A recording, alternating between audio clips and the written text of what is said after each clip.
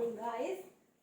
Let's start today's topic. Today's topic is macroeconomics. First chapter, domestic territory is the most important point of this chapter. Okay. Sorry, आज थोड़ा सा difficult हो रहा है मुझे video banana, but ठीक है.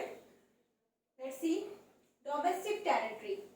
It is most important term to understand national income and domestic income. Clear है? सबसे पहले हमें इस टर्म को समझना होगा. What is domestic territory? Domestic territory it mean वो फ्रंटायर बॉर्डर, वो जियोग्राफिकल बॉर्डर, वो हमारी लिमिट जिसके अंदर हमारी सारी चीजें आती. हमारी इट मीन्स इंडिया की, हमारी डोमेस्टिक की, हमारी इकोनॉमी की. क्लियर है?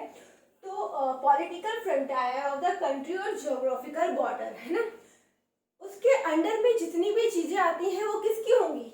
इंडिया की. क्लियर है? इंडिया के जो फ्रंटायर है, इंडिया का जो बॉर्डर है, इंडिया का जो जियोग्राफिकल जितना टोटल एरिया है, उसमें आने वाली सारी चीजें होंगी वो इंडिया की टेरिटरी में आएगा. इट मीन्स इंडियन टेरिटरी में आएगा. क्लियर है? सो जैसे मान लेते हैं इतना ये जो एरिया है ये इतना इंडिया है, मतलब ये बॉर्डर है हमारा और ये area.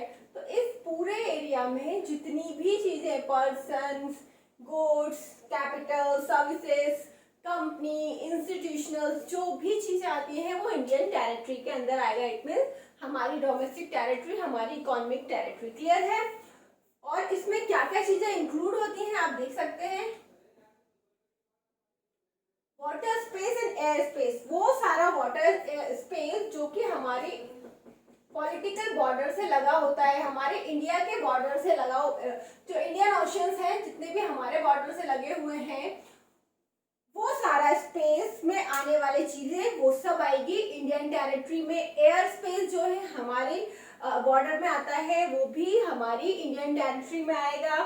Then fishing vessels, oil and natural rigs, जो फिशिंग वेजल्स हैं, ऑयल्स, नेचुरल रिग्स जो भी है, वो अगर इंडिया के बॉर्डर में आ जाता है तो वो भी इंडियन टेरिटरी में होगा, और अदर कंट्री के बॉर्डर में एरिया में आता है तो वो उनकी टेरिटरी में होगा. क्लियर?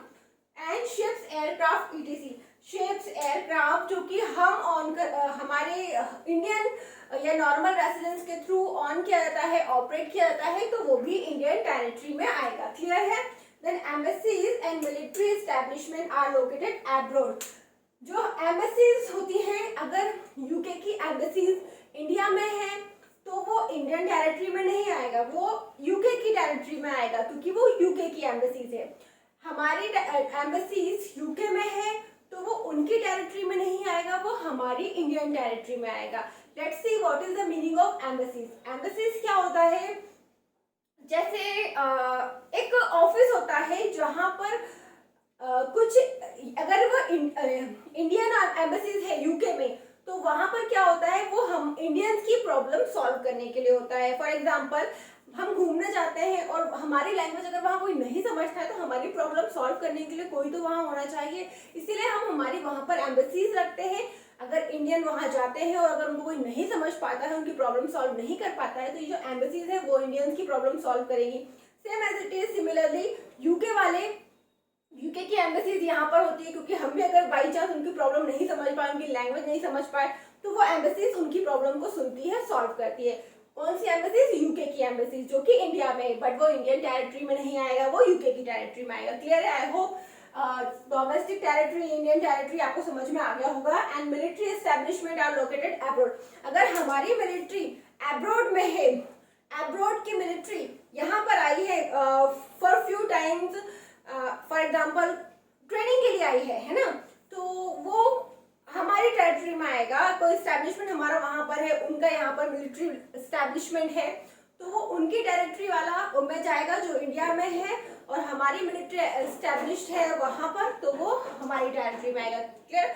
इट मीन्स जो इंडियन है वो इंडियन टेरिटरी में, जो उनका है उनकी टेरिटरी में. क्लियर है? मेरा बच्चा मेरा ही रहेगा चाहे वो कहीं भी रहे वर्ल्ड में, और जॉन का बच्चा जॉन का ही रहेगा चाहे वो वर्ल्ड में कहीं भी रहे. जॉन, अब्राहम, जो भी आप ले लें, यूके का कोई भी एक पर्सन है तो वो उनके ही हक में आएगा. क्लियर है? Same as it is domestic territory जो हमारी बॉर्डर में होगा, हमारी पॉलिटिकल फ्रंटियर बॉर्डर्स में होगा, हमारे जियोग्राफिकल एरिया में होगा, वो हमारी टेरिटरी में आएगा. इट मीन्स इंडियन टेरिटरी में. क्लियर है? आई होप क्लियर होगा आपको. Then normal residence. अब मीनिंग यहाँ पर हमने नॉर्मल रेसिडेंस वर्ड यूज किया है, तो ये नॉर्मल रेसिडेंस का मीनिंग क्या होता है? An individual or institution who ordinarily reside in a country and whose center of economic interest also lie in the country basic activities. It means normal residence वो person होगा जो more than 1 year किसी जगह पर रहता है, clear है, और वो सारी बेसिक एक्टिविटीज उसी प्लेस जगह पर करता है, देन उसका इकोनॉमिक इंटरेस्ट भी उसी कंट्री में है।